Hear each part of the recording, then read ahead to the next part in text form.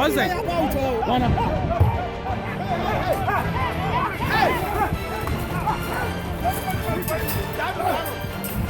Fire him! Fire him! Fire him! Fire him!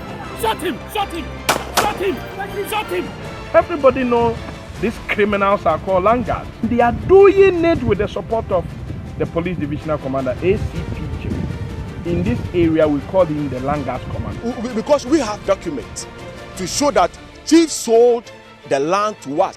From generations before this age, men and women have fought battles over land. Nations, communities, and people have fought bloody battles of conquest to rule over territories. Today in Ghana, land ownership and issues of litigation remain one of the critical causes of violence in our communities, towns, and villages. To own and use a piece of land, particularly in the national capital of Accra, might cost you more than just money. It might cost you your very life. Join me in the following documentary as I attempt to surgically interrogate the country's land use and management system.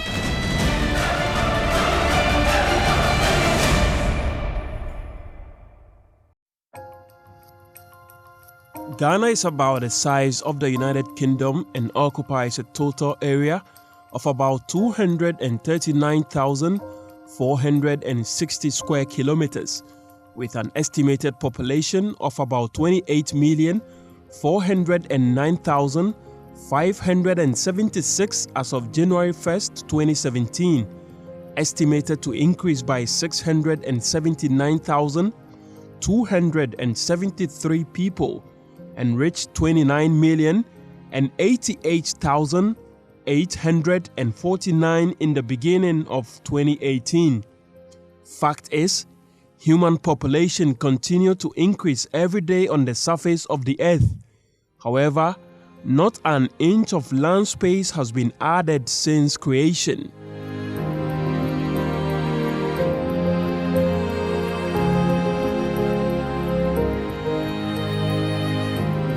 Ghana's land management system is saddled with so much inefficiency.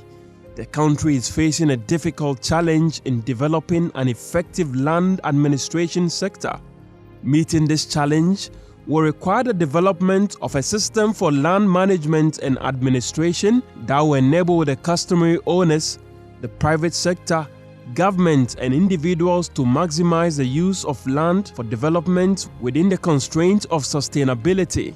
So far, a considerable amount of income is lost to both individuals and government because of the inefficiencies in the land sector.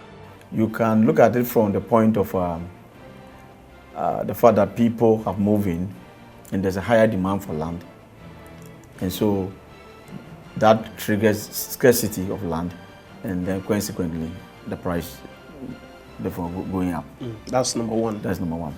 You can also look at it from the other point of that because we have weak institutions, you get, even in the midst of plentiful, there are greed tendencies, there are speculative tendencies, and people are getting more than they need, and consequently denying others access to land. Unfortunately for us in Accra, we seem to be getting what do you call them? The bad sides of these two positions I've given you. One, there's high demand for the land because of the pressure from population, migrants, and others moving in. And two, we have weak institutions to deal with the land which is available. And so consequently, when you put these two factors together, what you have is the chaos you see, and consequently, you keep on, the price of land keep on going up, and consequently, you have so many people being denied access to land. From the northern, southern, eastern, and western regions, the sad reality of the inefficiencies in the country's land management system exists, especially in the Greater Accra region. Stories of fraudulent land leases, violent litigation, and in some cases, gruesome killing over contentious parcels of land abound. I'll give you order. If anybody joke, shot him. Okay? If anybody joke, shot him. Divisional Commander ACP Joy is the one backing the people. Killing of rival faction is sadly shaping up as the norm. Classical case was what happened here in Andeman, a suburb of Amasaman in the Gan West municipality, where the development chief, who was lying on this bed, was shot and killed in cold blood on the 8th of June 2017 by unknown thugs. Following that killing, fear and insecurity has engulfed residents here. I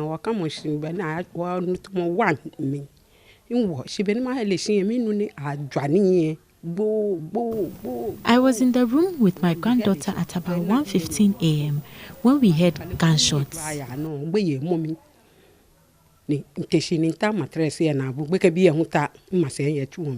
So the land guards killed the development chief of the area.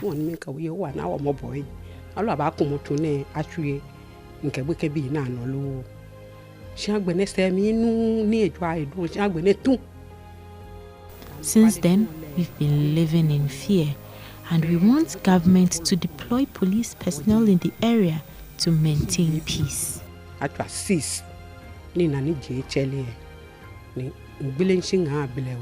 There are several gangs of land guards throughout the country. They are ruthless and fearless, and have been at the center of a number of land-related contract killings. The inefficiencies in the country's land management system gave rise to an outlawed group. Here, we call them land guards. They've been protecting lands across the country, but many see these individuals as criminals. There are so many issues. You know, in Ghana here, especially Accra, you are the owner of the land, but somebody who can come later on, he say it belongs to him, the land belongs to him, with the same document. Somebody is holding document, somebody too is holding document. So that side, you have to involve land guards. So the hard one will take the land. Wow. Even if you are not the legitimate owner of the land, once you can hire land guards like yourself, you can confiscate the land. Because you are holding documents, I'm also holding documents. So if it were you, what you will do? Because when you take the matter to police station or to court, it will take some time, and you want to develop the land very urgently because there is a problem on the land. So you have to bring in land guards to protect the land. As we are working day and night, we have been here, we sleep here, we do everything here. How helpful have these informants been to your business? I must say, to your outlawed business. Why did you say outlaw? Why? It's outlawed, isn't it? When there is no job in the system, how do you do?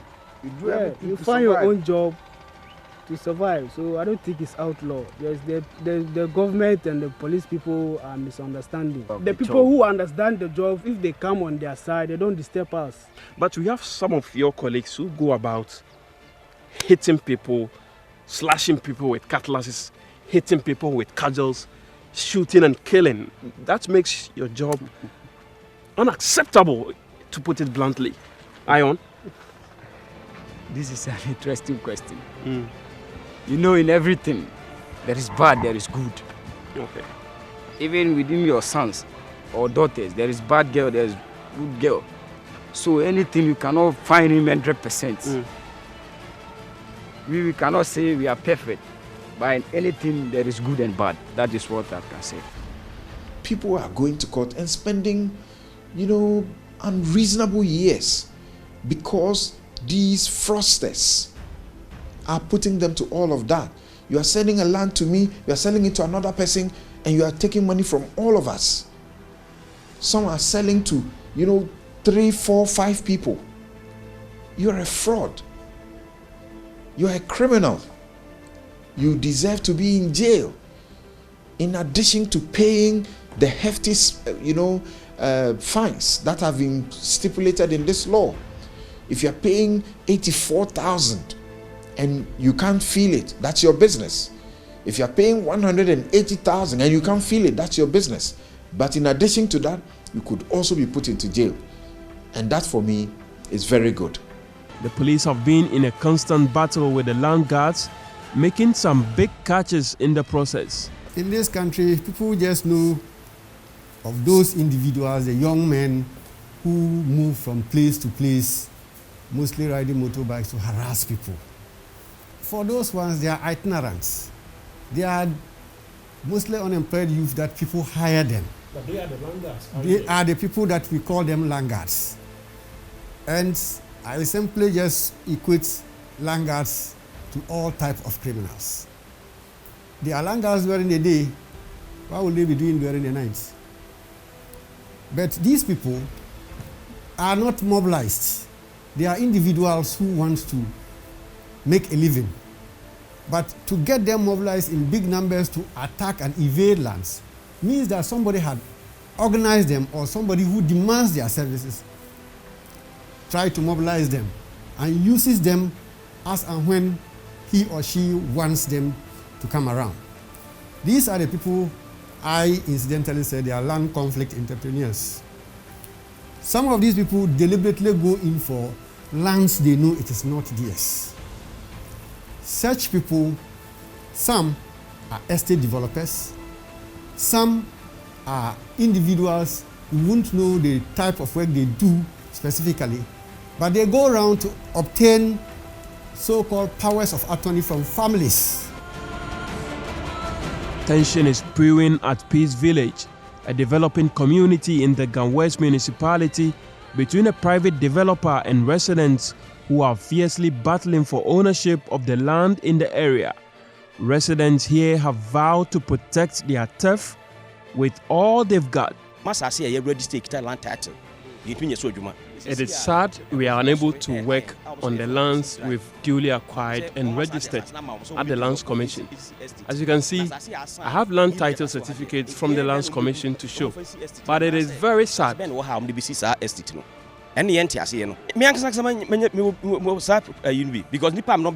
land guards have been terrorizing us in this area. You cannot even send equipment and materials on your sites to work. We want the police and government to step in to ensure that this lawlessness comes to an end. This is Kaswa, and this part of town is called Peace Town. But I tell you what, there is nothing peaceful about this town. If there is ever a safe haven for land guards and land guardism, this is it. They are ruthless and vicious. You find here the handiwork of land guards who demolished no less a place than a mission house. 29th March, and my boy say, "Yeah, Juma, I will fear." Na your friend me say, The date was March 29, 2021, when laborers working on my project, which you see now in ruins, called to complain to me that masked men on motorbikes had come to prevent them from working, and then subsequently demolished the building.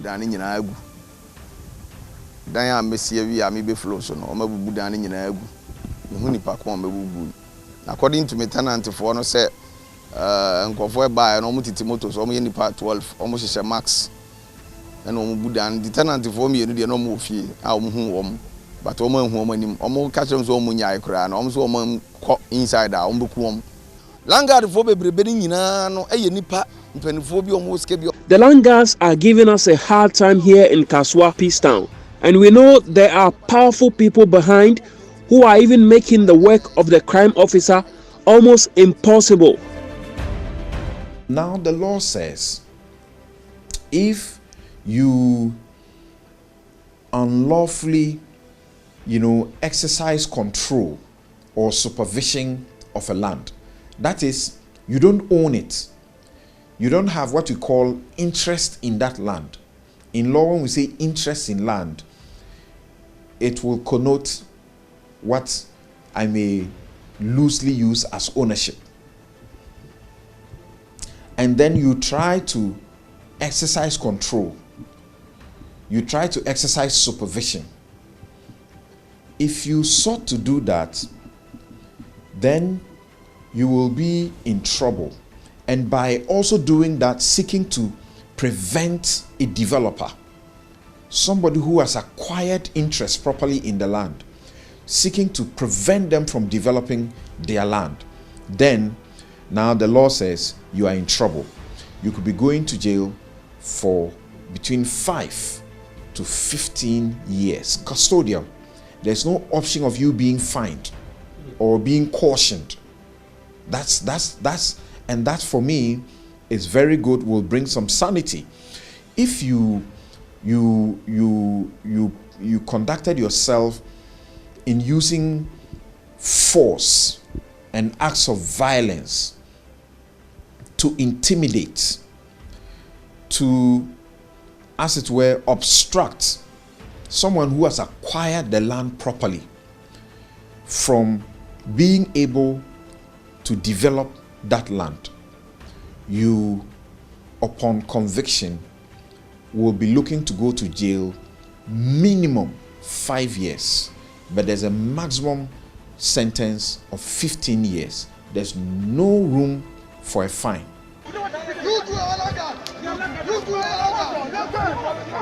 Land litigations have in recent times led to bloody clashes in neighborhoods and in some cases killing of rivalry factions.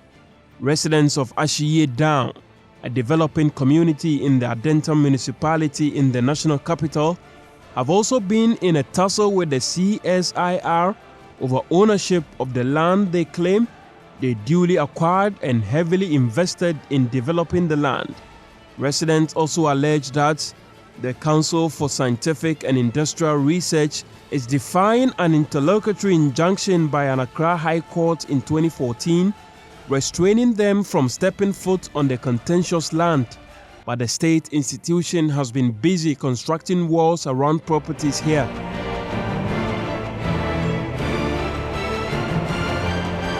We have documents to show that Chief sold the land to us, and I have my copy. This is my copy of the indenture that of document that is showing that this land was sold to me by Chief. So how can I sit down and allow someone to come and fence my house? This is not just someone, this is a state institution. Yes, we know. And the state institution is being headed by people. 55-year-old widow Christian Tumfu has been living here for the past 16 years with her husband. The husband died in August 2017 after a short illness. Christian now faces the tough challenge of fighting off attempts by the Council for Scientific and Industrial Research to take over the land on which the family's 4-bedroom house is sited.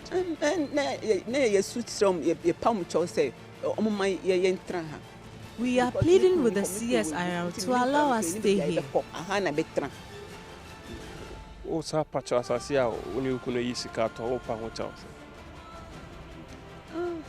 I've lived here all my life with my children and husband who is now deceased. Evicting us from here is to deny us the only place we call home. Everybody knows these criminals are called langards or terrorists. So that is exactly their name. And they are doing it with the support of the Police Divisional Commander, ACP. Because severally we have gone to... This is a serious allegation. It's not a serious it's allegation with fact. These are my reasons why I say, in fact, he, the Assistant Commissioner of Police, ACP, in this area we call him the Langas Commander. He, number one, when these criminals jumped my fence wall and the case got to him, in their presence, when I told those notorious criminals that if they dare jump my fence wall again, nobody should blame me for what happened next, he rightly told me that I cannot kill a cockroach. In front of these people, what does it mean? Note, I have also been the head of District Security Council before, so I have deep knowledge in security and defense. Interestingly, the group claiming ownership could not provide any land title certificate to support their claims. Familiar phenomenon with many litigants who have swarmed the country's land courts over land cases after buying pieces of lands fraudulently. After seeing snippets of the Land Wars documentary on TV, manager of Iroko Company Limited, a furniture manufacturing company, Kwame Chiretwe Ofori, contacted Joy News and showed documents from the Lands Commission indicating he is the legitimate owner of the 111.03 acres contentious land close to Regimanuel Gray. The document shows the land has since June 1996 been registered in his name. Perhaps the snail's pace manner in which the court adjudicates over land cases could be blamed for the inefficiencies in the country's land management system. That manifested in a famous ruling of Ghana's first female Chief Justice, Her Ladyship Justice Georgina Theodore Wood, in a 2014 judgment over a case that had traveled 40 years. She said, "The judicial history of this relatively simple family-related land matter, which was commenced in the High Court, Kumasi, as far back as 4th April 1974, provides an insight into the harmful effects of systemic delays in the administration of justice. Regrettably, it has taken 40 long years, a whole generation, for this case to finally find its way into our Supreme Court, the courts of last appeal. We hope court business shall always be managed in ways that would not occasion a repeat of this parody of justice."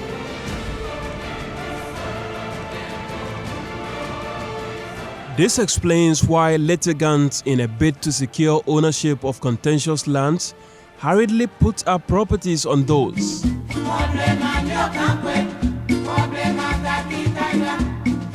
The administrator of the Jamestown Land Secretariat, Ni Bonsu III, who doubles as chief of a quarter of Jamestown, says the Secretariat is yet to fully deliver on its mandate years after it was instituted. It has been realized that certain documents are prepared, leases, and that is the end, without putting the right clauses in the leases that are executed. So the administrator of Sioux Lands, through the Lab 2, thought it wise to train these landowners so that we can derive maximum benefits. Nibonsu explains that though the achievements of the Secretariat have not been that significant, there has been considerable reduction in the number of land litigation issues in the area. There are places where lands or a plot is sold to two clients, and the Land Secretariat is supposed to arbitrate or mediate to bring solution, so that it will bring down cases that are sent to the land court. We have not gotten the full benefits because of our own, that is the traditional council, own inadequacies. Land guards thrive largely in areas where economic activities boom, but it appears that is not the only challenge in the land administration system. There are allegations of connivance of officials of the Lands Commission with dishonest individuals to illegally acquire lands. People who are not entitled to even grant out leases per OSU have been doing so. OSU lands, government just gives it out without even concern. We need to sit down and then structure ways where it will be a win-win affair and we eliminate the third party. We have different types of interest in land that you need to recognize and acknowledge. So once you know the structures and they exist and they are working, it makes things a little bit easy. Again, the boundaries of this interest remain unknown in most cases, except the few cases where they have gone to court and there has been an adjudication giving them specific areas. So most of our traditional areas and customary or do not actually know their definitive boundaries. So when people want to protect their land, what they do then is use self-help in doing this. But once you continue to use the self-help and everybody starts using self-help, then you will have this land guardism. But internally, there are also concerns about some of the staff of the commission who deliberately change names of original landowners temporarily to deceive the one who is conducting the search. So this how are you dealing with that syndicate? I have just directed an investigation into it to see if that practice exists. One of the challenges I have faced here is that getting evidence. When people make complaints about such occurrences, they are not prepared to give you the hard facts with which you can discipline the affected officers. And time again, it becomes something like just an accusation without any basis.